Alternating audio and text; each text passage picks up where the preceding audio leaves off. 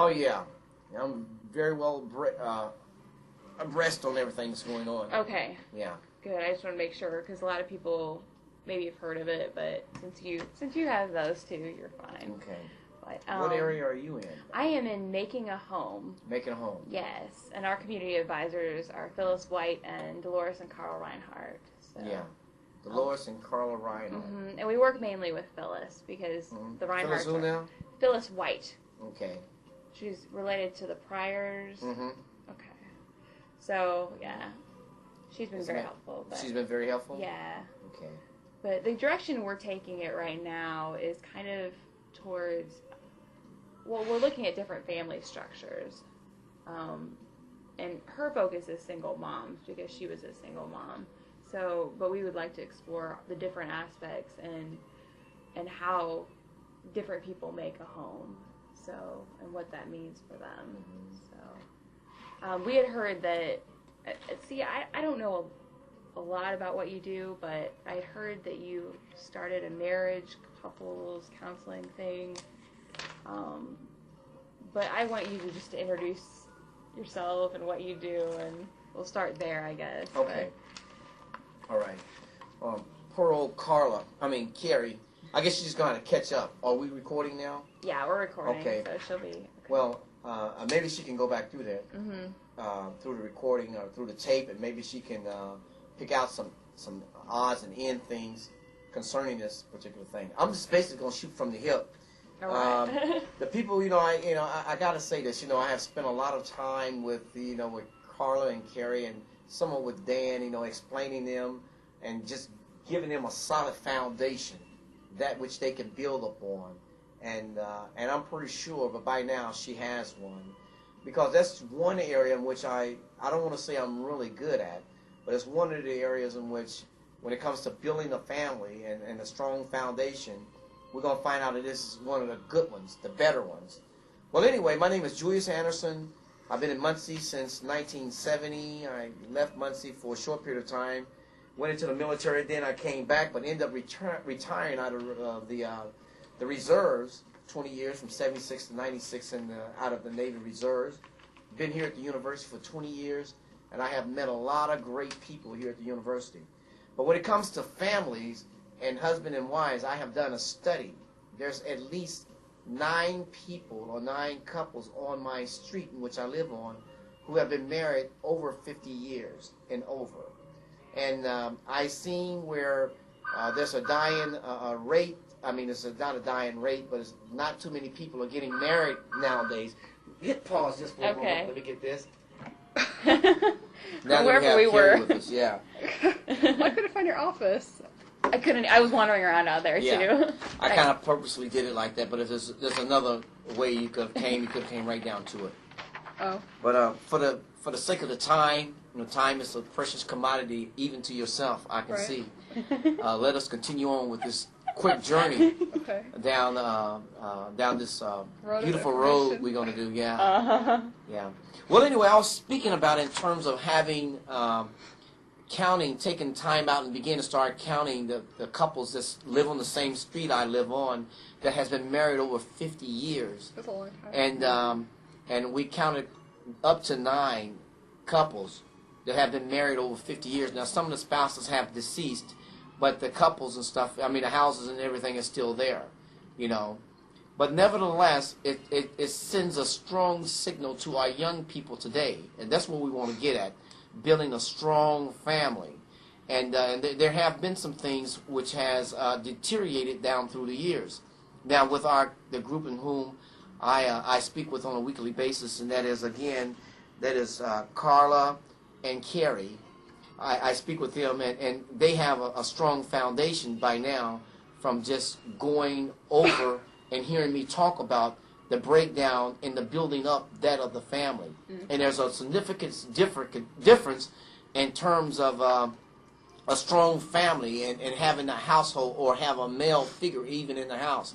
And we can see even right now in my young age that I can see the difference of not having a father in the house versus having a father in the house. So these families who have endured, who have stuck together through thick and thin over those years, who have been married over 50 and then 60 years, because some couples been over 60 years, who I have already talked to, and another couple even this week is getting ready to go over 60 years of marriage.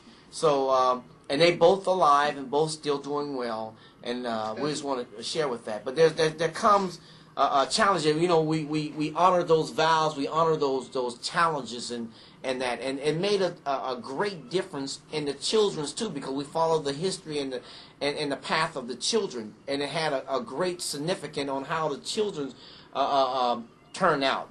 Some of, you know, being that they had mother and fathers like that, that stayed together and weathered the storm. Some, not all, is still doing well in that particular area, but it sends a strong message, I think, especially with our younger people.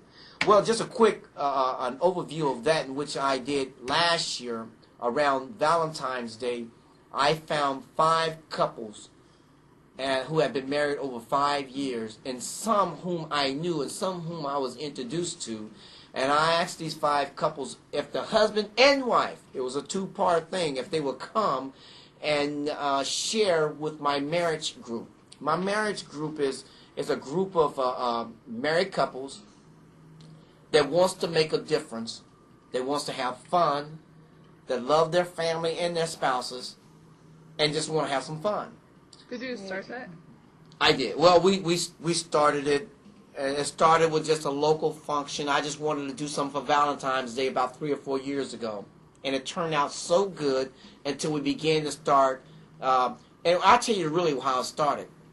Whether you know it or not, Indiana in the year 2000 was the second in the nation in divorces. The second in the nation. Now you say, why Indiana? And why would a state of Indiana be like that? Because Indiana has what you call a no-fault divorce, meaning that basically you can divorce your husband or your wife for just no reason at all. You know, and we look at, we in an industrial environment where, you know, and an industrial environment, meaning with the jobs coming and going and all of that, and up and down. And we found out that the main reason behind that, it was because it has that no-fault divorce. And it's nothing to be proud of, but when you begin to think about that, the second in the nation behind Nevada, there are some problems here in Indiana. And likewise, we found out that 72% of the households are ran by single parents, and that's across the nation, you know. And when we begin to start finding out that even in the churches or the ministries, we find out that there's over 50% of divorces even at that time. And being that we were all, the group, being that we was all affiliated or we was all belonging to various ministries, we say, hey, look, we were seeing people even in the ministry begin to fall apart. That's only because of the outer things that's going on the outside, money, finances, and sex, and infidelity, and adulterous relationships. All that stuff affect all of us. And there was some of, and you know, everybody say communication and finances maybe being the leading cause, but infidelity is in there as well. You know, messing around on the workplace, but you guys ain't got to worry about that stuff yet. But nevertheless, it's just been some of those type of things we was dealing with. Well, anyway, we began to start meeting, and we did this, and we found out we came together. I think it was about 12 couples came together. We really didn't know each other that well. We had a little Valentine's dinner.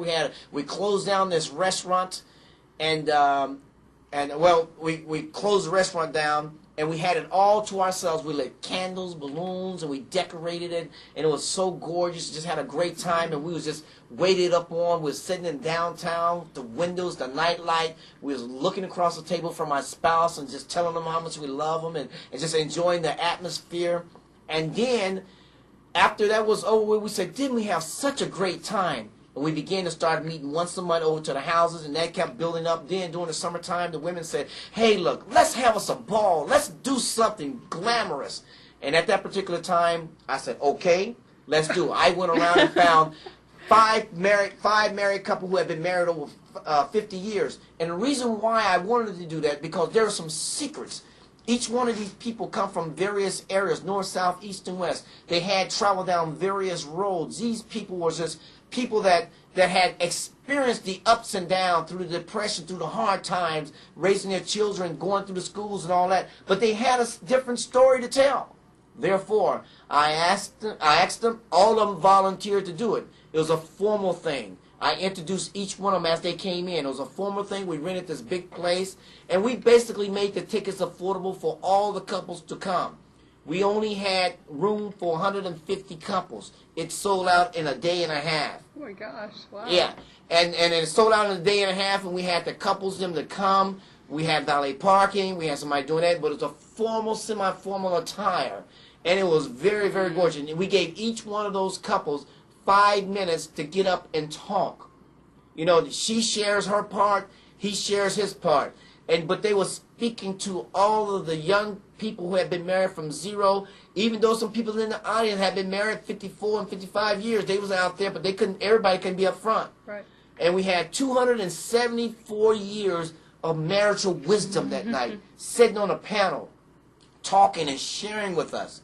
That happened last year. So we keep meeting once a month, still meeting, and we Valentine's Day came around this year, which a couple of weeks ago. We did something different this year. We rented some hotel rooms at the Radisson. We rented limousines. We had the limousines come pick us up at the Radisson, taking us out to Vincent's at the airport. It just so happened to be the same night which Bill Cosby was in town. But we was together. We had a great big table of 10 couples. Again, we was dressed in our formal wear, great nice attire. We had dinner. We left the limousine, came back and picked us up. We rode around town in our limousine, a couple of limousines that night for 45 minutes. Then we returned back to our hotel there. We had the hospitality suite. We had some hors d'oeuvres. We had some sparkle grape drinks, and we did. You want to talk to your wife, want to read Valentine's to your wife. If you just want to just hold your wife and do a slow dance with your wife, anything you wanted to do, we just had a great time, and they really, really loved it. And then we made it so we gave away 2 suites that night for 2 couples. Didn't have to go home if they didn't want to, but we gave away 2 suites. So 2 couples got to stay in the suites there, in which we decorated, put roses and flowers all over the beds and on the floor. So we just did something very romantic for 2 couples who just put their name in and just pulled it out. We constantly meet and continue to meet, and I would encourage the 2 of you to maybe perhaps come to one of our group meetings in March coming up. So we'll talk about, we do a rebuttal of what happened, and then we off to the next project. We went on hay rides, we did all these things. Now, what am I saying all that? I'm saying all that not to brag or anything like that. I'm saying all these things because it's going to take these kind of things in order for us to make it as husband and as wife. We see there's a deterioration, there's a breakdown in the family, there's a breakdown in people altogether. They just don't, they get infatuation, love, lust, they get it all mixed up, and some people don't know they love each other or not. Some people have been married 4, 5, 6, and 7 times. Even in my family, I got a sister been married 5 times. If we ever going to reach that 50-year anniversary, that golden mark, then we're going to have to be consistent. We're going to have to say, hey, baby, I'm with you. I made a vow. I made a promise. I made an oath. And not only I made it to all the people that's standing by, but I made it into God Almighty too. So, we have to be able to stand behind that. And we need more men to step up to the plate and take responsibility. So in all of this stuff, we grooming one another. We also have a marriage counselor involved. I mean, if any one of us have any problem, we got us a counselor that we can go to, because we have to set the standard, set the example, and set the standards. We need to set the foundation. So I said that because I'm really involved in the marital aspect of it, and I'm really involved in trying to see the couples come together. We have a lot of men who don't know how to be men. They don't even know how to treat a woman. They don't even know how to be affectionate. They get that mixed up. I mean, they don't know. But it's going to take men to teach other men how to be men and hold them accountable. And likewise with women as well. So I think that this thing is really, really good. I think that we're off to a great start. And I see the enthusiasm. I see the desire in the couples where they want to meet. Now, these are not perfect couples. But they have what I would consider a healthy marriage. And a healthy marriage is not that you have a perfect marriage, but you're willing to give and you're willing to bend and extend and stretch yourself. You know, and you're willing to say no or yes and come to an agreement to maintain a balance in a relationship. And I'm talking about across the board. You know, we're talking about these, and we're bringing in people that can speak into our lives, that can help us, that can encourage us and motivate and stimulate us so we can continue to grow because we're in this thing together. So I found out that this is an up-and-coming thing. Do I want a lot of people? The bigger you get, the more you lose that intimacy. And, you know, but right now we're just having a great time. We know the couples, you know, about 15 to 16 couples, but you know, they're from various parts of Muncie and they're from various ethnicity, but at least we have some fun. And the next time I see you, I can show you some pictures as well. But in terms of a relationship and the breakdown of the families, again, I'm going to go back to that same statistic. 72% of the households are ran by the single parents. Where were the fathers? And we want to look at, if we want to get down to the ethnicity or the minorities, we look at the prison population just here in Indiana. 68% of that is filled up with Afro-American men. The men are all in prison. They're incarceration. Incarceration is a big part of that. And one of the reasons why they're in incarceration, because the fact being that we hear still in Black History Month, is the fact that the black man is very difficult for them to get a job. And when they do get a job, some, not all, abuse the privilege which set before them. We need to continue to work in that area in terms of helping them. And I look at myself here at this big, beautiful campus here, and then I look around and I see nobody but me. You understand? And I'm not a super, I'm just an average guy. But I don't see nobody like me. So when people see me, they kind of gravitate to me because they say, man, where's everybody else at? You know, and I look at that, but I'm trying to help see how I can curve that thing and round this area off whereby I can have and train up some more people in order to, you know, not only take my place, but to do be some mouthpieces, to be out there, because I'm not the only one. You know, there's others out there, but they're not here at this university. And then I understand the fact that after World War I, World War II, the returning Afro-American soldiers coming back home to Muncie couldn't even work out here at Ball State because Ball State would not hire Afro-American people at that time too, and that's a part of our history, and it's been some barriers and some obstacles and some hindrance in the way. But some of us have been able to break through them, but yet there's some of us still with chips on our shoulders, some in prison, some not, that still just cannot make it through that obstacle. So it's a mindset that you can do whatever you want to do if you put your mind and plan into it. But I'm talking to two people, two ladies that have no idea, first of all, how to be a man and what to expect as a man. So might as well keep going, right?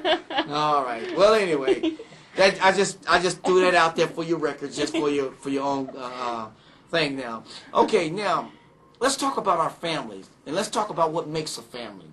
You know, from the beginning of time, and I guess I'm going to go back to my own self, you know, there was man, and then there was woman.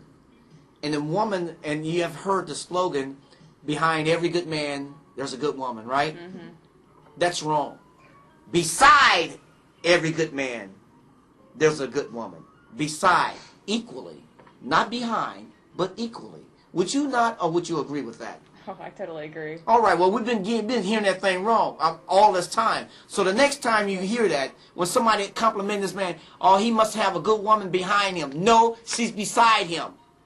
You know, I look at my family, and I look at the fact that it was 9 of us, and my father and my mother divorced years. I mean, I can't even remember having a father there. I would see somebody come and go. So I come from a broken family. I'm a part of that statistic.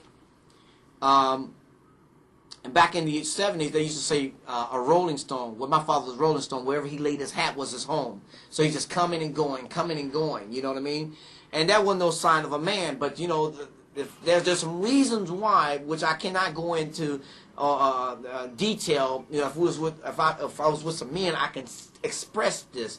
But I won't go into that right now. But there's some reason why he left and he did those things, you know, that he done.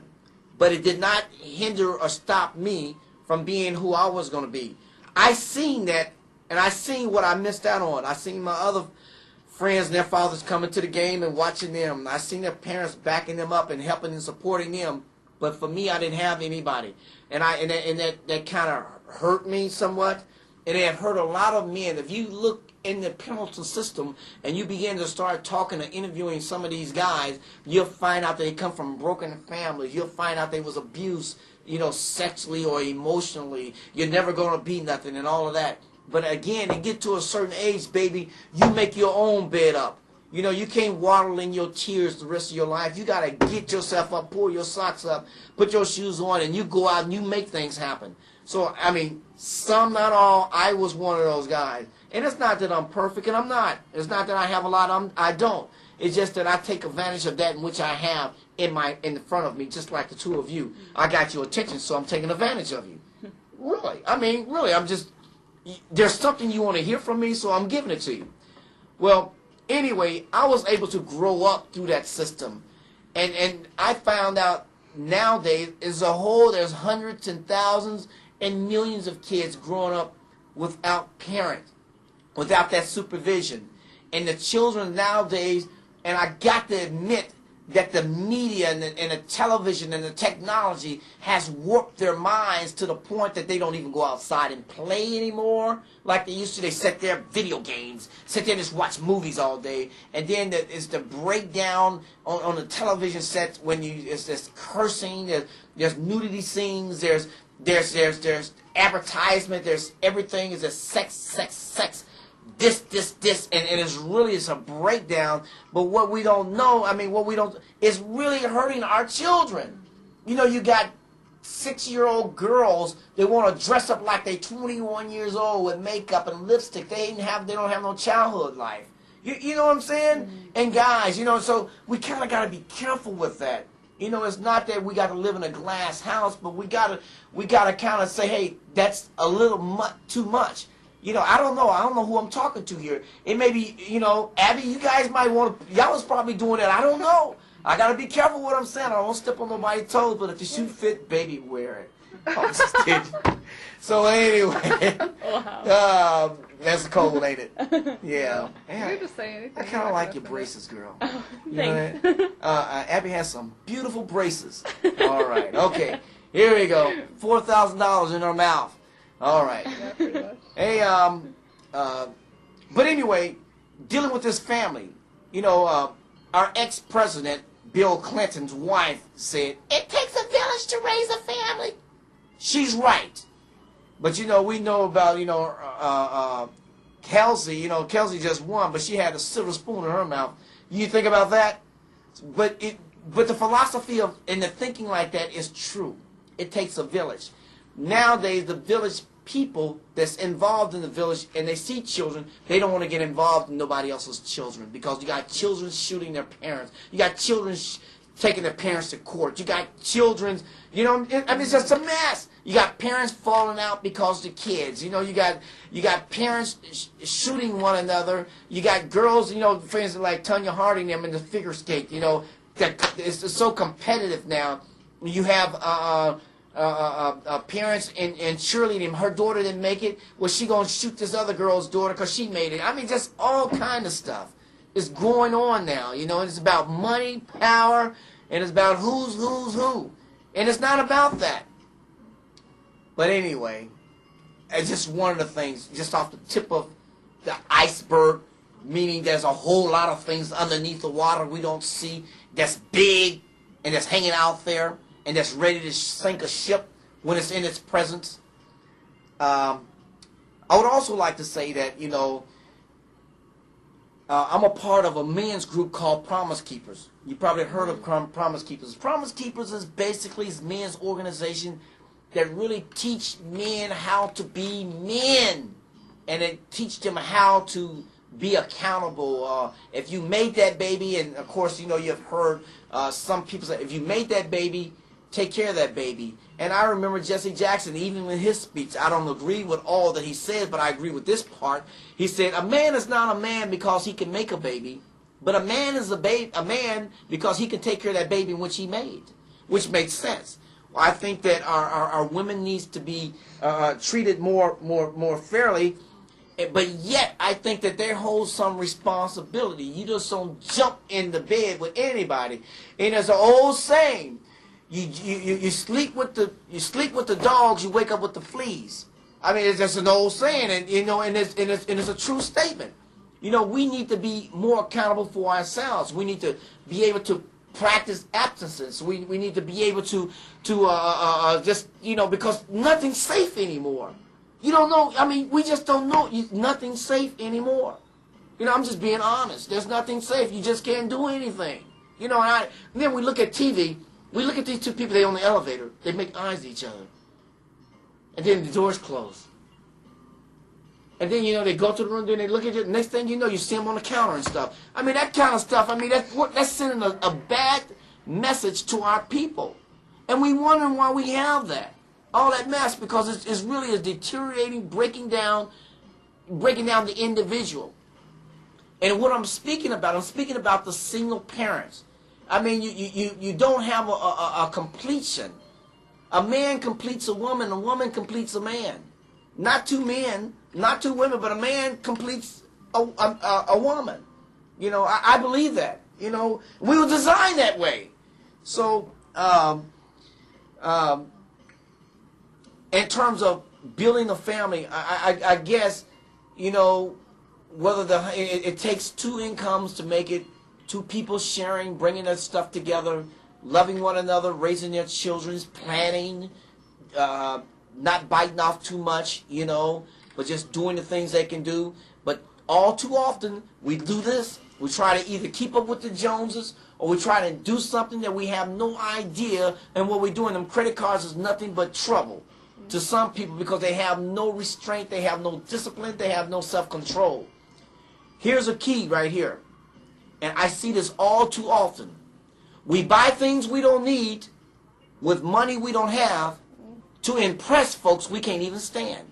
We just doing things we don't have no idea what we're doing just to keep up with somebody else. We need to get out of that. We need to grow up. Now, dealing with families, I tell you, families are the most, it's one of the most beautiful things there is. I myself happen to be married for 25 years. I have 3 children. And I have at least, going on 26 years now. Just celebrated my 25th last year. And I am really, really, I'm thankful, because I'm not the most easiest guy to get along with and to live with. And she will tell you in a minute. But through the years, we have worked this thing out. And through the years, there's been some hardship. But we have made a vow to one another, and we have made a vow to God and to all the people who was at our wedding, that through the good times as well as the bad times, but we got to practice some self-discipline that within ourselves in order to continue to make this thing, to mend this thing. So it has made a difference in my children, and it has made a difference in everywhere I go. Because when my wife goes, we go as a united front. If there's a problem with our children in school, we go together. If there's a problem, it's not just sending one person. But when you see 2 people there, we teach our children respect. We teach them how to love. We raise them up. We teach them the right from wrong. We discipline them. We tell them. And we show them by examples. We show love in our house. They see us kissing. They see us holding hands. They see us talking. A lot of kids don't get a chance to see that. He see a male figure not at home. And versus him being at school all day seeing female, he see a male figure at home that he know if he gets in trouble, he's got to deal with his dad. It makes a big difference. The older people, or the people who have been around, and some of these people who I've had talked to, who have lived a long time, they have that genuine stick-to-itness. No matter what come against them. Back then, they was dealing with things called the Jim Crow laws, the equal but the separate facility. They weren't able to ride the same bus or the same train. They weren't able to go to the same school. They had their own school. It was dealing with nothing but segregation. But nowadays, everything is wide open. Yet we should be taking and enhancing and taking advantage of everything. We constantly pushing each other away from one another. You know, so I just wanted to say that to make a strong marriage, make a strong family. But I got to say that with the Afro-American, the biggest or the strongest point in their growth in terms of from then to now, it has to have been their faith in God. It has to be. I mean, from wherever you talk, most of the people, whether you come from north, south, east, or west, they have that common denominator. And that common denominator is the Lord and Savior Jesus Christ. That's my perspective. That's from my perspective. I believe in order for us to turn this thing around, we're gonna have to start working with our children from an early age. We got to teach them values and principles. You know, we got to show them what was coming in. They said, "Wow, with evening gowns on and looking all dasray and looking really, really good." People stop what they're doing, eating their food, and like,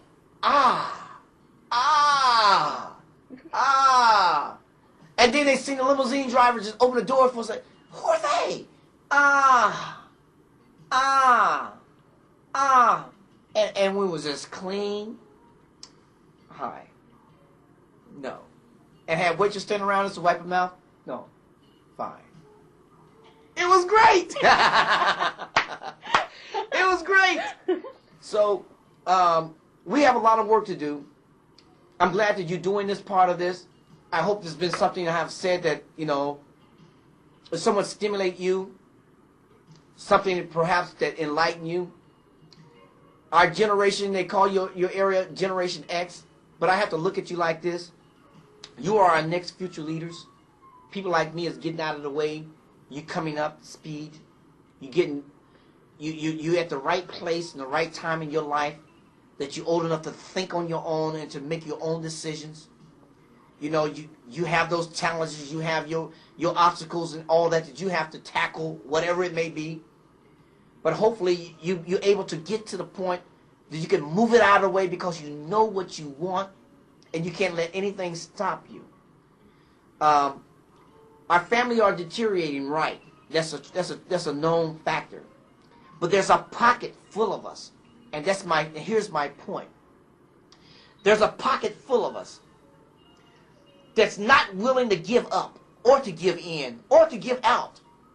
But we're willing to fight with every fiber of our body and being to hold on to that which we know is right. And what's right is a strong family. A strong family make a strong community. A strong community make a strong city. A strong city make a strong state. A strong state make a strong country. A strong country make a strong nation. And a strong nation make a strong world. But it starts from the beginning. That's where it starts at. I think that what we need to continue to do is to look at how we can be more help to some. Now, some people, we're not going to win them. They're not going to listen to us. But there's some of them out there that's hungry, that's just starving, that for our attention and for our affection. They want some help. They need some help. There's some boy, some girl that we can help and encourage along the way. There's just somebody that's waiting on us. I can't touch him. I'll never be able to reach him. But you can. I can't be able, but you will be. And you'll know who they are. They're waiting for you. Well, I guess in conclusion, I would say the families are different from the families of yesterday. I like the families of yesterday. That's why I selected to have the 5 married couples to come, because they had to go through some things. But yet, it got weary and lonely sometimes. But they stuck together. For all of us younger people that's getting married, that's in the process of getting married, that is, we need to listen to what the older people are saying. Because if you don't know where you come from, you'll never know where you're going. We need to listen to them. And we need to give ourselves to them. Therefore, it can make our journey just a little bit more smoother. They have already knocked out the stones out of the road and created a pathway for us. But if we just follow behind them by listening, not saying that we have to do everything they say or everything they did, but the principles are still the same. Some of the actions and things have changed, but the principle still remains the same. We need strong leaders now, and you are a leader. Not only the fact that you're here today, but the fact that you made up your mind, along with some persuasion from your parents, perhaps, you're going to college. You're going to make a difference. And that's why you're here. And along your college journey, you guys kind of got a little crazy and said, let's go talk to Jay Anderson. And that's where I come in at. To help you complete your task. There where you need to go. So, we have a pocket full. One over here, a pocket over here, a pocket over there, a pocket over there, pocket over there. Of people, just like myself, and like you, that's willing to give up and pay a big price to hold what's right, to stand on what's right, those principles, that foundation, you know what I mean? Stand on them, that commitment, and make a difference. And I'm just willing to do that. When it comes to families, I love families. Family was the first institution which God put together. The first. I love families, and I love to be a part of families. I'm a part of an organization called Families Forever Ministries. What this ministry does, it helps blended families, broken families, and it unites families together. You know, we have a lot of blended families. And you know what blended families are, you know. So we have a lot of people that's crazy out there. You know, now I can't understand, I really can't. A 13-year-old boy challenges his mother and his father. He's 13 now.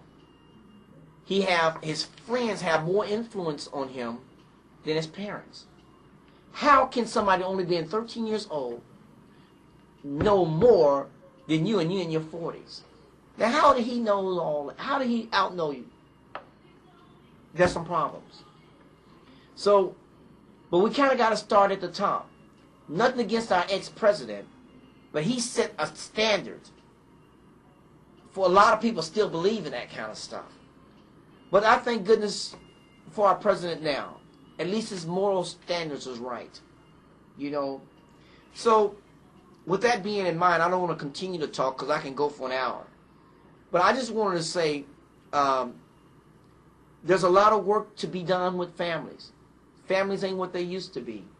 But yet we still have that pockets over here and over there that's thriving and pulsating and making a difference. And I'm just glad that I'm a part of this new wave. And I'm going to work with all that within me. All that I can be and all that I can, you know what I'm saying? All I can say. I just want to work to help make a difference. I do believe one man or woman can make a difference. And I just happen to be at the right place at the right time. And I truly want to make a difference. And I know that the two of you are going to make a difference. Because otherwise, you wouldn't even be here. But you're going to make a difference. And you are making a difference. Now, is there anything you want to ask me about? Yes. You can go first. Go ahead. No, I'm good. For the marriage counseling, do you guys just do events every time you get together, or do you cover topics that face married couples? And if you cover topics, what kind of topics? Good question. Our meetings go like this. Of course, you know, we meet once a month, and it's on a Monday evening. And what we do, we bring in food. Food is a way of tearing down walls. So we bring in food. Then we do an opening prayer. And then, you know, sometimes we have, our last meeting, we had a couple, 50 years old. I mean, had been married 55 years, thereabout. They came in, they ran the show, they talked to us. So we have a business meeting, and then we introduce our speakers. And then after the speaker, then we do something. But it's different every time. Sometimes we have meetings, we just have nothing but like games. The men against the women. Right. You know, the weakest link. You know, but we do it through, you know, we play all games, you know. Sometimes we have speakers. Sometimes we have speakers within our group. A lot of us very capable of doing it ourselves. You know what I mean? It's, you know, and sometimes we have outsourcing. We bring in people like the guy from Family Forever Ministry come and speak to our group. We have various people coming in. But all our topics is marriage related. You know, and it's a time for us to leave our children at home, and then it's time for us to get together and talk about something we have in common. And then on our, like, Thanksgiving and Christmas, we have we invite our whole families. We have a great big old Christmas party or Thanksgiving. We do things like that. We go bowling together as families and do stuff like that. So we make a lot of fun. Hay rides, out in the country. I mean, we just put on our coveralls and stuff and hook up some music. Just go out there and just ride down, you know, just have big bonfires and stuff like that. And of course I mentioned the bowling and a whole lot of various activities in which we do. But we're consistent. We are consistent. And again, we have quote unquote healthy marriage. Not perfect, healthy. And if there's some people that's having some serious problems, we have something for them. That counselor there. Okay. Right. Interesting. Mm-hmm. Go ahead. I don't know. I don't have anything formulated, so. Well, don't think I had anything formulated. I'm just shooting from the hip. All this, you know, I hadn't practiced this. This is all just coming from the hip now. What are the biggest problems that you have faced in your marriage? The biggest problem I have faced in my marriage, well, it's not so much problem, it's a challenge. We all have challenges, whether it's financial. Now, here's the thing about, my wife doesn't work, so I am the breadwinner. But what she does do, I'm an electrical contractor, so she have work for me. She don't work outside the home, but she works in the home, and then again, she don't work in the home. Some of the biggest challenges is probably with our children. And the reason why I said that, because once children reach a certain age, again, I'm going to go back to that 13-year-old boy, they think they know more than you. But I think that all of us go through some things when we reach a certain age. You know what I'm saying? Mm-hmm. And what I mean by that, we get the, we look at ourselves in the mirror, we look different. We look more mature now. And, so, you know, I mean, those things, and dating and stuff like that, we have had challenges there. You're just not going to date this guy, you know, those type of things. So, yeah. Mm-hmm. So, yeah, we have, I mean, I'm explaining to you, those, with children's, right, that has been a challenge. I have always said this. I'll meet my children halfway, but I won't step back. I'll meet you halfway, but I won't step back. And too many parents are stepping back. And therefore, the children's running over them. We control the children don't control us. Right. Okay. Hope I'm making myself clear. There you are. Good. Yeah. Okay. How do you and your wife make a home? Okay. But that's good. Now, let me say, we're husband and wife. But before we're any of these things, we're children of God. We are both Christians. And we confess that we are Christians. And we live, and our lifestyle reflect that in which we say. This is how we make a home. We give him thanks and give him glory in all that we do. Understanding and knowing it is he who hath made us and not we ourselves. We love him first, then we love us. We love one another. She is my jewel. She is my bride. She's my gift from him. She fits not only the contour of my body, but to embrace her and to love her, we even think alike because we have become soulmates to one another. We make our home, getting to your question, we make our home through the love that we have for one another. And there is an order. We love each other, then our children. There's a priority. Because if we can't get together, we'll never win them.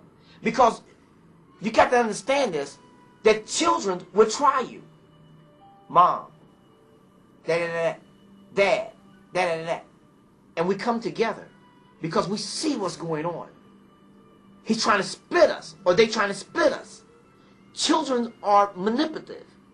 You know, they try to manipulate you. So we understand that. So we build our home, but first standing on the principles of Him, and then having a relationship with one another, a solid relationship, that we unmovable, unshakable, and that we have an airtight relationship. Not that it's perfect, because our kids will try and weigh their thoughts and their on us. We understand that. Oh, my friends don't go do that. You just don't love me. Why was I born? It doesn't move us because we're together. Now what happens is, if they can get in and mess us up, they don't want. Now we at each other. They sit back laughing. Then they get what they want. Then it's up to me and her to win her over. Just come over here, I'll get you anything you want. Yeah. Don't listen to nothing she says. Do you understand what I'm saying? Mm-hmm. Okay. I hope I answered your question. Yeah, you did. Okay. A little drama in there, but but I want to make sure you get the story right. We got it. And and let me just say this. I'm being very fair and being very open with you. But then again, you know, we're looking at it from my eyes. Now, if you get another guy in here, one of my Caucasian brothers, they say, well, by God, we don't have any problems at all. Oh, she just do what she want. I do what I want. Family runs fine. I'm controlling the money. Yep, everything's fine. Not here. It's a 50-50. Now, I don't want to say it ain't no 50-50. We give it all, you know. And here's one thing, and ladies, I truly hope that the two of you find somebody that truly love you. And what I mean by love, I mean really love you. And when you get to loving someone, it doesn't matter whether they're size 7 or 77. It doesn't matter if they beauty or not so beautiful. It's not about that. When you begin to find somebody and you have the intimate relationship and you have that interfeeling and you begin to feel their pulse, you're thinking alike. You can't. You're thinking about that person, and you just want to spend the rest of your life with this person, and you just you got somebody. You know what I'm saying? I hope that you find that. Okay. I mean, he's out there, but he's hard-headed somewhere. But he don't know you even exist. Maybe he do. Maybe you got him. I don't know. When you experience that true love, and that's what we want. We don't want that little puppy love. We want the true love. And I got something to say on that kind of stuff, but I let that go. I'm a chaplain for the Ball State football team. I do get a chance to work with the football players all the time. As you can see, I'm an honorary coach. Got my football up there, and a lot of time my football players do have girlfriend problems, so they don't like talking to the coach, but they love coming talking to me. So I get a chance to fix them up every once in a while. So that's how that goes. That was a good question. Okay, you next. I don't have any questions that good. What is your wife's role as a mother and a wife, and what's your role as a husband and a father? Great question. Great question. Good. Huh? That's good. Okay, here it is. Now, again, I explained to you what kind of people we are. Right. Well, there is a headship. And I'm going to have to tell you from the spiritual perspective.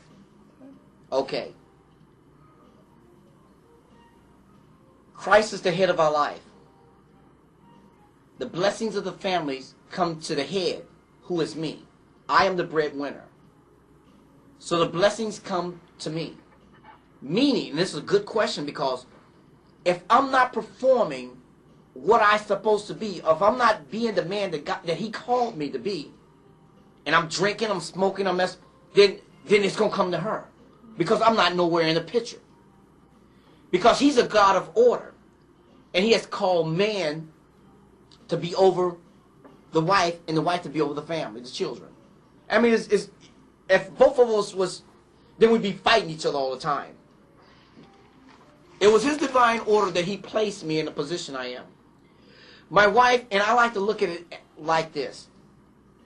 If I'm the president, she's my chief executive officer. What I say, I mean, what she tells me, I believe, concerning the children.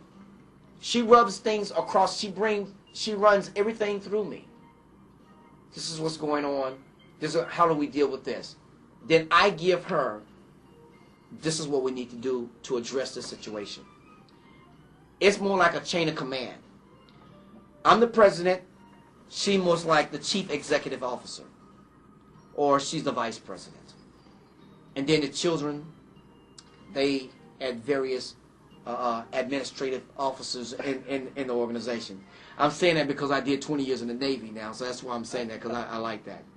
But my wife, she's very special. She catches more than I do. And what I mean by that, she's there with the children all the time. Because we decided that this is the way we wanted it to be. With her being home with the children and let me being out doing this. You know, we decided that. And it's probably going to be like that. You know, our children's just about gone. We just got that 17-year-old at home. And everybody else is gone. So, yes, I am old enough to be your parents. Of course, you done gathered that by now, right? No. You didn't think about really. that. I didn't think you were that old. Yeah, I know. Yeah, you didn't, huh? Yeah. How old is your oldest child? 28. Huh? 27. I never would have 27. guessed that. I thought Never. you were like 30. I know it. I know You were it. saying that whole 26 years of marriage, 25. I thought, Yeah. no way. Yeah. Not nearly Well, the age of- there they are right there.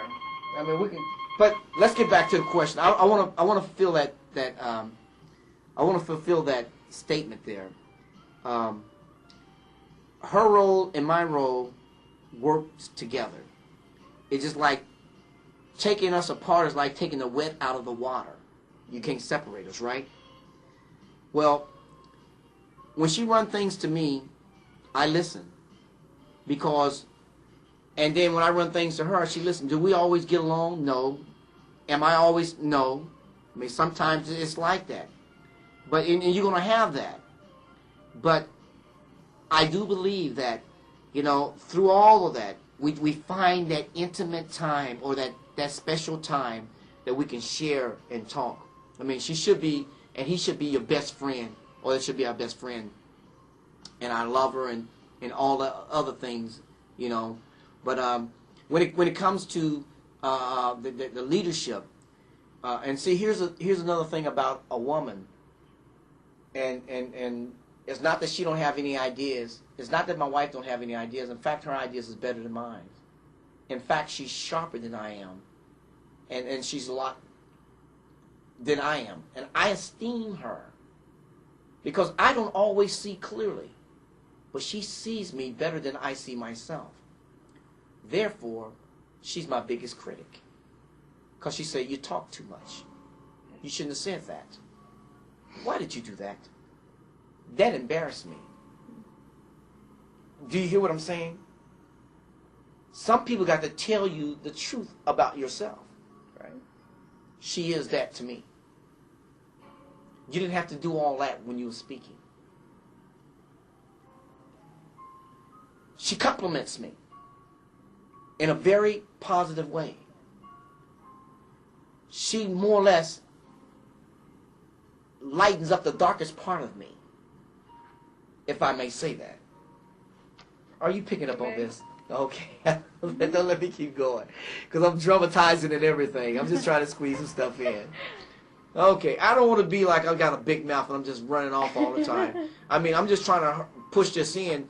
But, you know, early on, I got to say this. With Carrie, those are two seats they're set in, her and Carla, I wear them out. We wear each other out. I mean, they've been getting an hour of this. Wow, you know what I'm saying? It's not they go, wow. But even before we started, they've been getting a lot of this. They've been having some good desserts over here. I just want to say it. It's not because of me, because the people I'm talking about, I mentioned people been married 50 years. I'm taking them out on the job site or taking them out to the house, introducing them to them, and letting them sit there in their living room, drink coffee with them, get down notes. I'm doing these things with them. I'm talking about it, then I'm taking them out there, and they writing about it. That's what makes it, you know what I'm saying? Mm-hmm. So, okay, did I finish answering that question or not? You just said that you're the president and your wife was like the vice president. So, what's your role as like a father and what's her role as a mother? They're kind of the same thing. Yeah, it's the same thing. There's certain responsibilities and things in which she takes care of. Then there's certain things I take care of. Mine primarily is to bring in the bread. Hers is to spend it and allocate it into the areas where it needs to go. It's kids' lunch, school clothes, putting a little bit in savings, paying the tithes, doing this, buying material. You know, you see what I'm saying? Right. Then mine is basically is bringing it in. Hers is basically allocating it to various areas. You know what I mean? Okay. Then the kids is just nothing but the receive. Like a newborn babe in a nest. Okay. Am I making myself clear? Yes. Okay. Going on. I'm going to follow up my last question about how you and your wife make a home by asking you, what is a home to you? I don't know if that's, you can distinguish between those, but what would you say a home is? Good question, young lady. You know, a lot of people live in a house, but a house is not a home. And let me go on to say this. I want to start with our ex-president. He lived in the White House. But just what it was, a house. But there's a difference between a house and a home. A house, anybody can go and dwell therein. And they can have all kind of fun, parties, laughter and joking and all of that. But when it's all said and done, there's an emptiness in there that they don't have. They can't feel it. Therefore, they try smoking. They try drinking. But they still can't feel that emptiness versus a home. A home may not be as pretty as the house, but a home is full of love. A home where you dwell and when you can look at each other and you can respect one another. When you can I'm just thankful for what I have. If I get nothing else in life, this what I have is just plenty for me. You appreciate the one you're sharing your home with. A home is where love is. A home is where you can speak and do all these things and live how you want to live without trying to keep up with the Joneses in the house. A house, anybody can get a house. But what makes a home is love.